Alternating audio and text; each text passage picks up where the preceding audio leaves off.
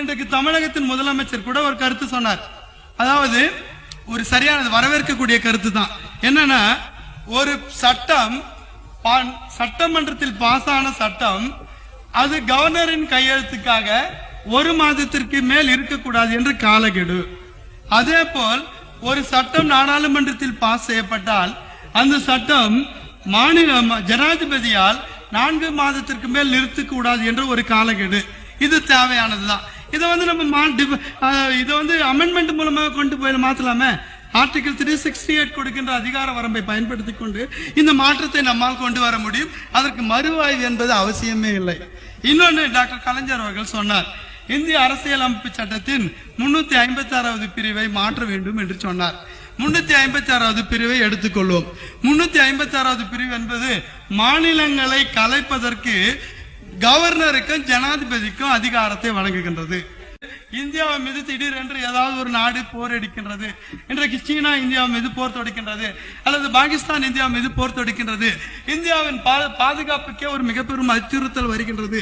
இந்த சூழ்நிலையில் நாம் என்ன செய்ய வேண்டும்? உடனடியாக இந்திய நாட்டு மக்கள் அனைவரையும் ஒன்றிணைக்கவும், இந்திய நாட்டை ஒரு யூனிட்டரி நாடாக மாற்றவும் ஆர்டிகல் 352 பார்ட் 1 என்ற பிரிவின் கீழ் அவசர நிலை பிரகடனம் செய்யப்படுகின்றது. அவசர நிலை பிரகடனம் செய்யப்பட்டால் இந்தியாவினுடைய ஃபண்டமெண்டல் ரைட்ஸ், அடிப்படை உரிமைகள் சஸ்பெண்ட் செய்யப்படுகின்றன ஜனாதிபதியால். ஜனாதிபதி அவசர நிலைமை பிரகடனம் செய்கின்றார். இந்த நேரத்தில் வெளிநாடு இந்தியாவின் மீது படையெடுக்கின்ற அந்த காலகட்டத்தில் இங்கு உள்நாட்டில் இப்போது சீனா படையெடுக்கிறது என்று வைத்துக் கொள்ளுங்கள்.